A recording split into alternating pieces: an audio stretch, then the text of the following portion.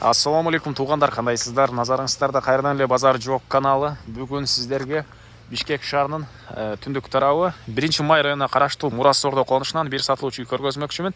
Биринчи эле болуп баруу жолун түшүндүрөйүн туугандар. Мен турган жер 8-көчөнүн жээги, центральный асфальт көчөнүн туугандар. Ак жол дүкөнүнүн жанында турам.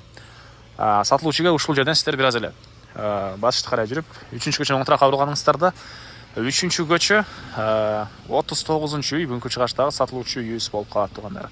Анан бул жерден 911 и 41 автобус маршруткалар Ош базарына чейин барат. Анан дагы бир айта кетчү нерсе, бул жерден Дордой базар тарапка деле барсаңыздар, бат эле барасыздар, анча деле алыс эмес. И бул жактан чыксаңыздар, Молодая гвардия объездной кесилишкендеги круговойго бат эле барсаңыздар болот. Түз чыксаңыздар Молодая гвардия Ош базары. И пригород тарапка деле чыксаңыздар болот. Туугандар Пуща көчөсүнө. Анан дагы бир айта кетчү нерсе, ошол жакын каралыкта, өйдө жака объездной жака Ош базары жылат деген пландар бар экен. Эгер жылса, бул конушка деле Ош базары жакын эле аралыкта болуп калат туугандар. Так, эми дагы эмне маалымат, үйгө жетип калган маалыматты берейин туугандар. Мынакей туугандар, келүү жолун түшүндүргөнчү, бүгүнкү чыгаштагы сатылуучу үйгө да жетип келип калдым. Бул үйүбүздүн көчө тарабынан көрүнүшү дарек Мурас Ордо 3-көчө 39-үй болуп калат туугандар. Так, жалпысынан жерин аянтып 4 соток. Эң эле түштүк чегара мынакей туугандар могу жерден башталат. Анан түндүк чегарасы бул кошунанын мынакей заборуна чейин болуп калат туугандар. Жолдор мынакей кенен, электр энергиясы бар, прожекторлор орнотулуптур.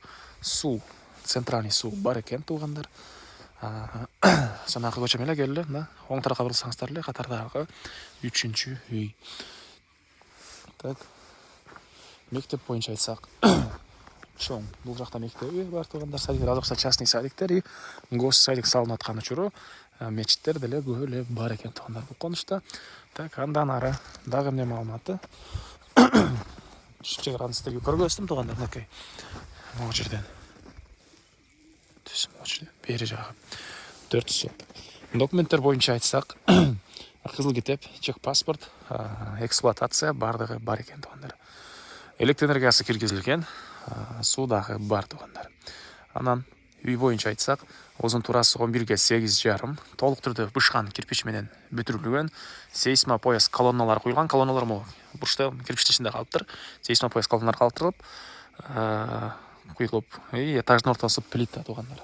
Плита менен бөлүнгөн. Так, дагы эмне маалымат? Бул прихожканы кошпогондо 8-ге 11,5. 11-ге 8,5 кечиресиздер. Мына үйүбүздүн бул түштүк тарабынан көрүнүшү, жана бул жагында хозпостройкалары дагы бар, жана бул жагында кенен дагы ушунча бош жери туугандар. Мынакей отопление, мынакей көмүр менен жылытылган котел менен жылытат бардык бөлмөлөрдү. Так. Дагы эмне маалыматы? Так, бул эшиктен киргенбиз. Киргенде прихожкасы, түштүк тараптан терезеси. Прихожкадан кийин мондай кенен коридор дейсизби, холл дейсизби, ушундай жер. Бул жерден калган бөлмөлөргө өтүп кете алат экенбиз туугандар. Жана айткандай, этаждын ортосу плита. Үйдүн ичи азыркы учурда обойго даяр, шпаклевка болгон. Полдору бүтүрүлгөн ламинат менен туугандар. Бир эле потолок менен дуалды өзүңүздөрдүн каалагандай вкусуңуздар менен обой кылып алсаңыздар болот туугандар. Отоплениянын батареялары бары орнотулуптур. Мына бул жагы зал, түштүк тараптан, батыш тараптан терезелери. Интернет болуп калат экен, же телевизордо кой туугандар. Ушундайлар орнотулуптур. Мынакей.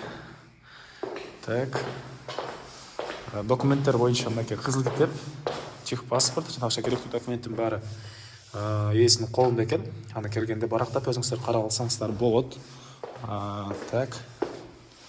Бул жагында душ, ажаткана. Бул деле кенен бөлмөдө жайгашкан. Ракайын орнотуу чыгарылган.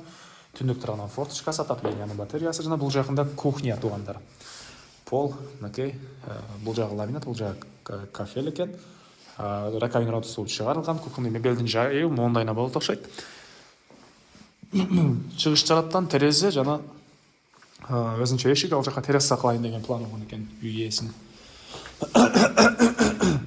Үй деле жаңы салынган туугандар.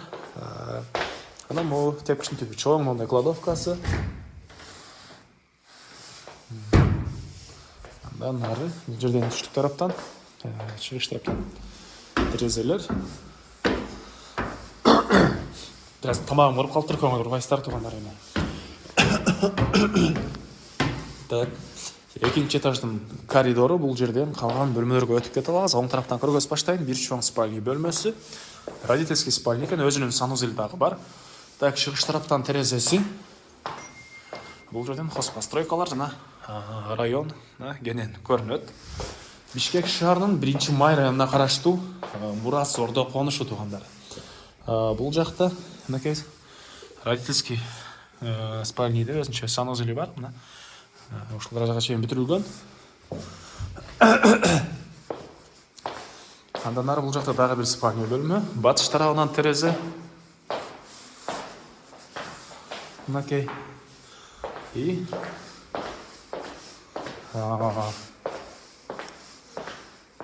бул жакта дагы бир спальня бөлмө.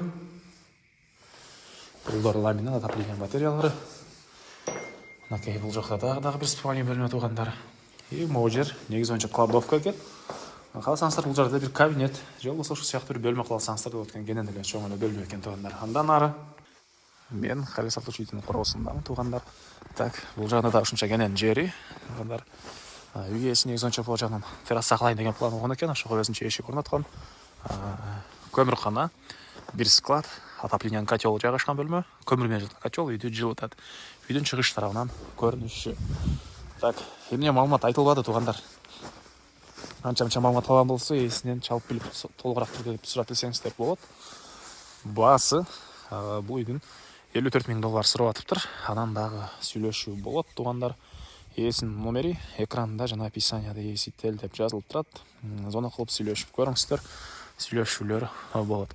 Анан достор менен, группалар менен бул видеону сиздер бөлүшсөңүздөр, мага үй ээсине чоң жардам берген болосуздар. Анда эмесеңиздер мен коштошом. Кийинки чыгышка чейин саламатта калыңыздар.